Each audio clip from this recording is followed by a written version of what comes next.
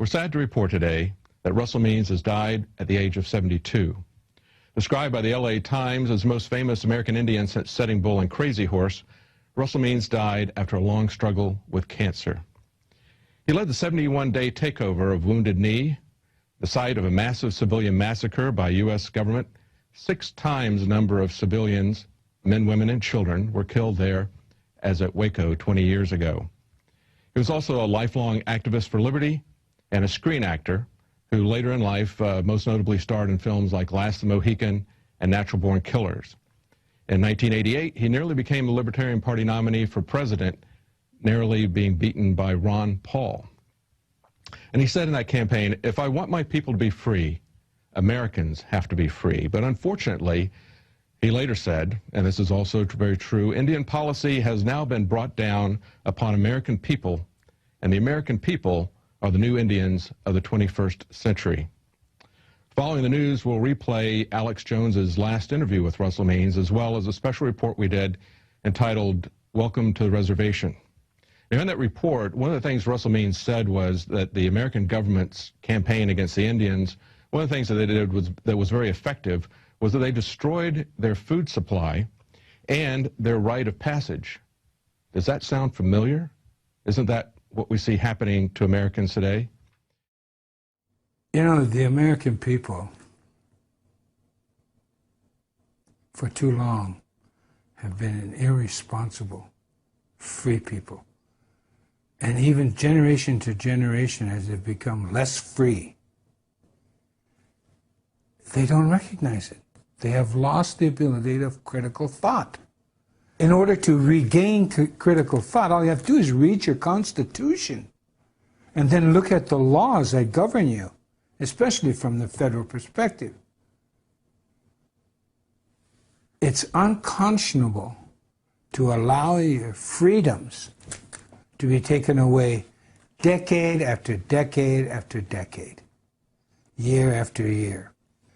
And I'm very proud of this, by the way. My nation, the Dakota, were the first nation to militarily defeat the United States of America on the field of battle. And that resulted in the 1868 Sioux Treaty. Be that as it may, what has happened after they economically forced us into these prisoner of war camps by destroying our food supply and our rite of passage in our own land, they confined us to these, and then they began practicing and perfecting their colonial tactics. What has happened is now America, because of the irresponsibility of your forebears and the irresponsibility of yourselves, you are now on one huge Indian reservation. All policies were bred and born and birthed on an Indian reservation, and then exported to the world, and now comes back on the backs of the American people. You have a near-perfect document. In the words of Benjamin Franklin in 1744, to a collection of colonists discussing freedom, he said to them, and I quote, "If a nation to the north can form a near-perfect union that has endured for centuries, why cannot we form a more perfect union?" Unquote. So they're talking about the Iroquois Confederacy, and that's where the Constitution comes from. Because in 1988, on the eve of the 200-year anniversary of the Constitution, there was a unanimous thank you by the Congress of the United States. They sent in writing to the Six Nations Iroquois Confederacy, thanking them for their input into the Constitution and the formation of the United States of America. So you see, the Constitution is Indian law, and that's why I love it.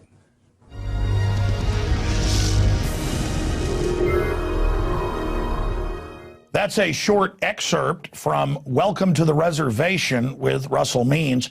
Last year, some of my crew traveled to the Lakota Nation to talk to the iconic actor and political activist, human rights activist.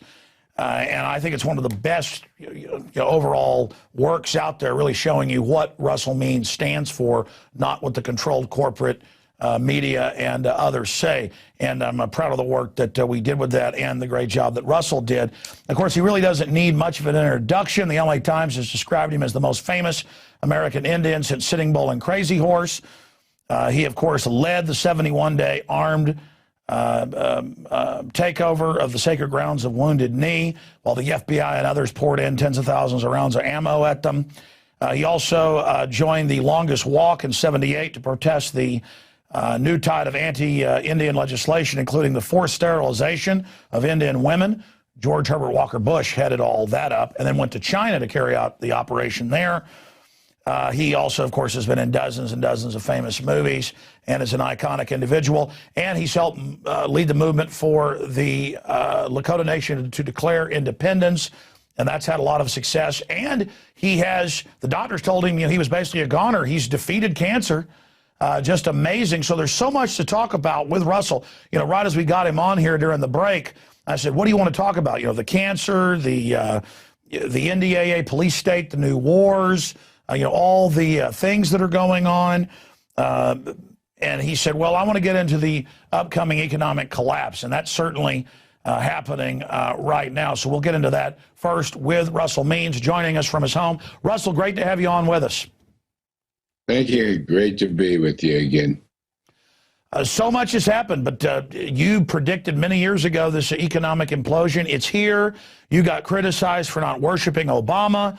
Now it's been proven that he's owned by the same people as Bush and others. You're being vindicated yet again, Russell. Well, it wasn't hard at all. It's pretty easy to figure out which way the America is going. It's it's called a country founded on deceit will die by deceit. And with all the broken treaties, which is a violation of the Constitution, and then the ongoing violations of the Constitution against the American people, starting in the 1870s, even before that, in the 1840s, when they created the corporation, and then on to 1913 to the New Deal. On and on and on. As we go through American history, we see how they continue to put the handcuffs on American people. And now it's complete. We're a police state, no doubt about it. And the American people haven't risen up yet. I don't understand it, and I condemn it. But, occupying a public park is not a meaningful strategy to get something done. It's with the impending economic collapse, because based on the greed of the 1%, the Wall Streeters, in collusion with the government and corporate America, this year alone, now since Obama took over, we've had about a 23% inflation rate over the 3 years. Well, in the coming year, it's going to jump to 30% for this year, 30 added percent. The reasons why is because the United States of America has lost the ability of having the US dollar be the international money utilized in all transactions on the international level of goods and services. Because of that, the Fed cannot continue printing money. They could only print money while everyone was exchanging their monies for US dollars. So they could buy oil, they could buy raw materials, they could lend, lease, et cetera, et cetera. But what we have now with the Fed printing funny money, that has no backing, and at the same time, it's a vicious little cycle up there in Wall Street. The Fed is buying T-bills, which are worthless, and then issuing money. So the trillion-dollar debt that everyone's talking about, yes, that hurts. It has to be dealt with immediately, but it's too late. It's too late. The coming 30% inflation rate is going to, what's going to happen in America? You're going to see trucks hijacked on the highway, food trucks. You're going to see chaos in the South, in the Northwest, all over America. No longer will immigration be an issue. No longer will anything else be an issue except the worst of times, the worst of American times. And now you can't criticize the federal government without disappearing, going to Guantanamo or some like prison. And speaking of Guantanamo, that policy was derived strictly from American Indian policy. It started in the Seminole Wars, and it was continued with the Apache Wars and the wars with my people. We won. And of course, the deceit set in. All I'm saying right now is we know the history, we know the contemporary times, and yet, because of the impending collapse, with the cycle of money, of the Fed issuing money, that is why it's called funny money. It's called funny money because the dollar is no longer the international currency. Therefore, because of all other currencies being changed to dollars so they can buy goods and services throughout the international community, what we have now is people are creating alliances to buy with their own monies or with gold, or they're creating money like the Arab Emirates and the Middle East. The Arabs are starting to create their own currency. India just announced they're going to stop using the dollar. That's a big deal. Yes, they're buying their oil from Iran, and it's done with gold. Now, what's going to happen in America, because of this funny money, and it's a vicious cycle there inside Wall Street, where the Fed is buying up worthless T-bills and then issuing money because they bought up all these savings and and then they're funding the banks with more money. It's just a vicious cycle that's suicidal. And that's why inflation's going to raise 30% this year alone versus the 24% under Obama in 3 years. So you see, the country's going to become a calamity of chaos.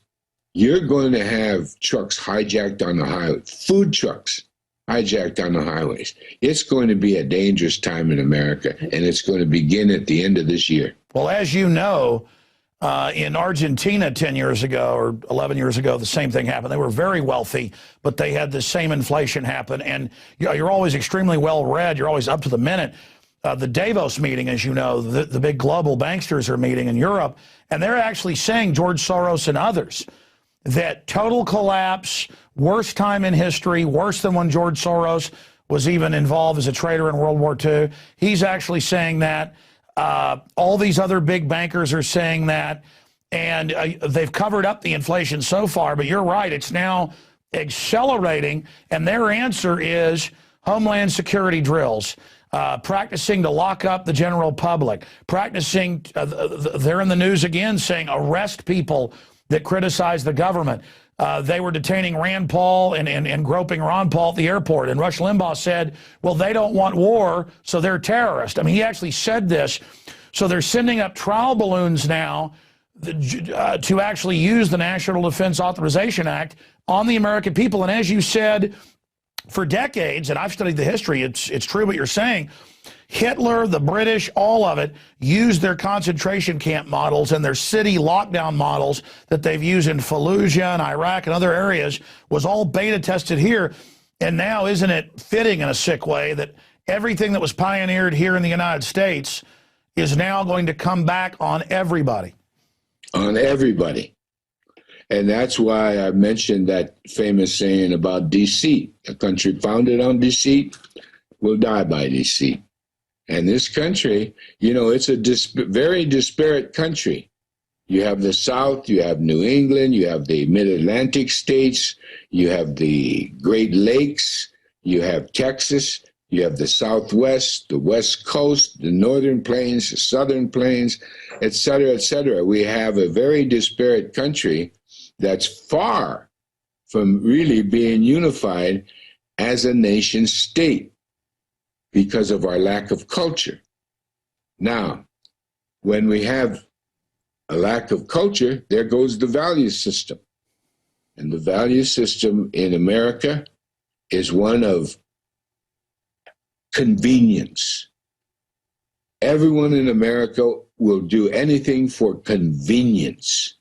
Like your Apples, you know, you own about 5 different kinds of computers that you can carry around on your person. That's ridiculous. I've seen them in the airplanes, you know, they have an iPhone, they have a book, they have a Kindle book. And then their computer. It's crazy. This country of convenience. They will allow this country to do anything against the Constitution, and then they opt for convenience. Well, we do have, and I really am afraid for Ron Paul, because he's the only one talking about the Constitution and the best parts of it, by the way. And if the miracle happens and the American people wake up and they nominate him, they're going to get rid of him just like they did the Kennedys and everyone else that allegedly a single assassin takes care of, going all the way back to Abraham Lincoln. Russell, let me ask you a question from your historical research and just your gut sense for things that's proven accurate. You're somebody that stood up to tyranny. You've actually done more than just occupy a square. You physically occupied your own land and faced the federal attacks. Knowing this system, what's going to happen when a culture that sold their soul for convenience, for bread and circus football, who thinks it can't happen here, what's going to happen when the bottom completely drops out and the big banksters are offshore laughing about it? What is going to happen to the average person who is very soft and who doesn't have a culture? They have this plastic corporate culture that blows with the wind. I mean, if we had 7 million people, major university studies have shown, that starved to death or died from complications from malnourishment in the 10 years of the Great Depression, and 90% of people then were self-sufficient, only 10% were totally urban and unself-sufficient. Now we have the flip, 90% are urban and unself-sufficient. Of the 10% that are in the country, only 5% are self-sufficient. I mean, this sounds like a beyond Road Warrior scenario if things really do collapse like it looks like they are, and we see government and corporations racing around, digging in, and preparing for war with the people. What are they planning? It's estimated that the big cities of America have about 3 to 4 days of food for the populace. 3 to 4 days. Now, with America approaching chaos, absolute chaos, and it can't feed itself because it can't afford the imports any longer. It can't afford to buy anything. What is going to be done is, this is the most well-armed country in the world. Those guns are going to be used on each other and against law enforcement. It's going to be, that's what chaos is. Exactly. It's going to be a country that's in rebellion and they don't even know why they're in rebellion. That's what the sad part of what's coming, as I see it. It's rebellion because they've lost their convenience. Is it rebellion because they've lost their self-sufficiency? It's all of the above. But without a value system, it's going to be chaos. Wow, very well said. In fact, you've really crystallized it for myself. People are just going to attack in all directions while the engineers of this sit offshore and kind of let us burn each other out. That's what they've done in Latin America. I've read the IMF World Bank documents where they say, we'll let them riot for a year. They'll beg for us to come in with the military later. So how do we use the chickens coming home to actually wake people up to go after the real threat, these corporate kleptocrats, instead of all of us just killing each other? I mean, how do we do that, Russell? You know, I've watched America go from where young people, like when I was in grade school, wanting to be grow up to be a policeman, to where now every citizen is deathly afraid of the police. The police themselves have transformed and into this agent of destruction, and they enjoy the persecution of individuals, like you see what happened in Syria. It's happening here. So I do believe, just like in Syria, this is what we're going to see in America, except America's well armed. Yes, I mean, we saw millions of guns sold in the month of December. I mean, if even just a few percentage points of the 180 million people now that own guns use them, I mean, it's going to be watching us eat each other alive, basically. I'm really afraid for America. I'm not afraid for myself. You know, these concentration camps they call Indian reservations. By the way, that's another show, because this is legally Indian reservation, federally recognized Indian reservations in America are still on the books as prisoner of war camps. And that technically, on the books of America, we're still in a state of war with the United States government. And how that came about was a lawyer friend at Guantanamo defending or trying to defend one of those so-called terrorists. It might be a terrorist, I don't know. But the point being, he in his research found out that Guantanamo was taken from Indian policy. So I and my friend, my younger brother, he's a lawyer, we went and researched even further into Pentagon files, etc., and found out that technically we're prisoner of war camps on these Indian reservations. That explains why we do not have constitutional rights. So what is going to happen is all these areas, and you know they got the FEMA camps and everything else, they're prepared to get the survivors off to the prisoner of war camp. And then the docile few that are left will get in line for their jobs in a society that no longer is built on convenience. Well, you said it, and that is the system. As much as I don't want to believe that, the system, the controllers are building their entire architecture, their entire stance is built around a total collapse, and they're the ones pulling the trigger to do it while telling the poor sheep that they're there wanting to keep them safe and take care of them. It is monstrous what they're attempting to do. I want to shift gears now into your health. I mean, I've been watching the videos that you've been doing, your updates. We've been posting them on my YouTube channel and at Infowars.com. And I'm excited to see you getting better and better and better and better. And I mean, I saw an update you did a few weeks ago, and you look even better and sound better than then, Russell. I mean, are you 100% cured? And how did you do it when they told you, basically you didn't have any hope at the regular doctors? Well, my wife had a tremendous amount to do with it. She's the miracle worker. She saved my life. But we used alternative medicines that are only available in 3 states. Alternative cancer treatments are illegal in 47 of the 50 states. The only 3, of course, as you know, is Nevada, Utah, and Arizona. Well, we found alternative methods that naturopathic doctors who study the insides of the human body for the same length of time as MDs, medical doctors. So these naturopathic doctors, we consulted. We also went to an oncologist who does tomotherapy. He's the only one in the United States does tomotherapy on a regular basis, full time.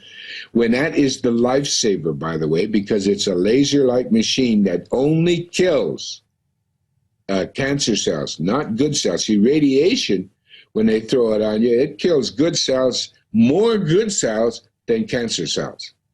So we went with him for laser treatment, and we went, and then, of course, to my own people, both in Mexico, Canada, and on different reservations in America, and we got Indian medicine. Now, my oncologist and the naturopathic have asked just exactly what it was. Well, my wife is going to write a book on our 6-month journey defeating cancer, because I'm, as you know, I completely defeated it, including lung cancer. I had 2 separate cancers, the esophageal cancer of the tongue and throat and the lymph nodes and the neck, and then I have a separate cancer in the lungs. Wow. We got through it. But the worst thing is what we found out, that this country, it's a mass conspiracy to make American people sick and dying. Well, as you said, I mean, with the American Indians, with the sterilization, the bad meat, the blankets, with the smallpox, with the British officers' manuals, I mean, this is all on record. It's been duplicated everywhere, all over the world, and expanding on that. I mean, for those that don't know, who just are watching for the first time or may have heard in the newspapers all over the country that you had cancer, it was big news. Now that you've beaten it, it's not big news, and it should be, because of the conspiracy, that, you know, the money they make off killing you. You had gotten where you couldn't even talk. I mean, tell people how bad it was. I mean, you lost all that weight in a matter of weeks. I mean, it was amazing. Tell that story briefly. Well, I lost a pound a day for 65 days. That was the average. I lost 65 pounds in less than 2 months. And what happened is that I just couldn't eat. And I didn't want to eat, no matter what was happening. And of course, after I was diagnosed, all energy left me. And so we went to the naturopathic doctors. We started getting intravenous blood work done, which they extract you, about 1/3 of a quart of blood from you. They clean it of toxins and heavy metals, and then they inject oxygen, mistletoe, and vitamin C, which all kill cancer cells. And they used other supplements that I took. But the biggest help in all of the doctors, naturopathic and the oncologists, they want to know what kind of Indian medicine. They're the only ones. The whole world hasn't come to our door. It's amazing how this whole thing has been kept silent. But man, have we found out the vast conspiracy in every aspect of American industry, you know, the pharmaceutical, the military, the medical, the government. It's to disease us up and then sell us the drugs. The drugs are what make you weak and keep the recurrence of cancer coming back. All those, and I took them for a while, sugar diabetes pills, rheumatoid arthritis pills, hypertension pills. Those are made of chemicals that the human body cannot process adequately or even Definitively. Oh, yeah, the additives in the food that they allow them to put in are, I mean, look at diabetes, cancer. The United States leads the world, and I've seen studies where people 50 years ago ate all the fat, the unhealthy food, and when weren't fat, it's all the additives that are making people swollen with water because of the toxins, and they know exactly what they're doing. I mean, I personally finally, watching you with, cancer and others, I finally went ahead and started getting off totally, the processed stuff, taking real vitamins and minerals. I've lost 37 pounds. I mean, by eating nothing processed. I mean, it's almost instant. And it really is true that the system, McDonald's and others, in the foaming agents in their McNuggets, and I wasn't eating that, they're allowed to put silicone in it, Russell. I mean, well, it's incredible. It's only 40% of a hamburger is meat. The rest is hooves, it's cow manure, it's sores from the hides and the muscles. It's oh my God, it's gristle. What they put into hamburger is should be illegal. Wow. But I mean, here you are just progressively, I mean, you're cured then. I mean, you look better than before you had cancer. Right. I'm back to my fighting weight, man, when I used to box. Well, congratulations on that. We've had your website up during the interview, and hopefully this can be the next of many interviews. Now that you're back, I was we all prayed for you on the radio as well, and I know your supporters around the country did, and you cannot deny. I mean, I know there's studies out there that people's prayers also help. Right. Now, in the final analysis, I'd like to say this. That no matter what Obama says or anyone else in the country about what's happening in the international community, it's a lie. The American people now are being told nothing and everything about lies. It's really a pathetic government we have here now, and we've got to do something about it. I agree with you. I mean, what are some of your ideas I mean, I think the public's starting to wake up now that we're getting pure lies. Well, first of all, if you reelect anybody, you're a masochist at the very best. But what has to happen, aside from that, is occupy senators' offices, local and national. Occupy D.C. Do something that will get America's attention and use it and use the facts you hear on this show, the facts you hear from all over the web. We've got to start acting like Americans. Separately, a few little other issues I want to get your view on. Here's SOPA, where they're openly trying to restrict free speech. Here's top Obama people we covered in the news earlier, openly saying start shutting down the conspiracy theorist with alternative medicine, people criticizing vaccines. They say arrest us. I mean, they know that people are really starting to get wise to them. I believe they do, and they're panicking, and in panic, they're going to make mistakes, and we better start really being attuned to what's going around us and quit watching those networks, ABC, CBS, and NBC.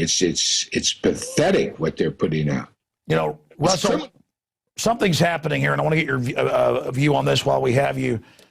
I have been conscious to the eugenics, the population reduction, the poisoning. I have the documents. You have the documents. They're all out there, not just for American Indians, but I mean, people all over the world this system is being used against. And even though I was conscious of it, until the last few months, I hadn't even put what I knew into action. And I think it's that separate, system of Russell Means is awake and knows the system can't be trusted, but you've got a local doctor who means well, who's compartmentalized.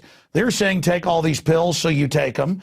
I'm the same way. I know that, the GMO's poison, but then I don't do all I can to stay away from it. There's a difference between, and I want your take on this because I don't know what you call it, knowing something, but still it's almost like it's a fiction even though you know it's true, and actually living it. It's one thing to talk the talk versus walk the walk. Do you see what I'm saying?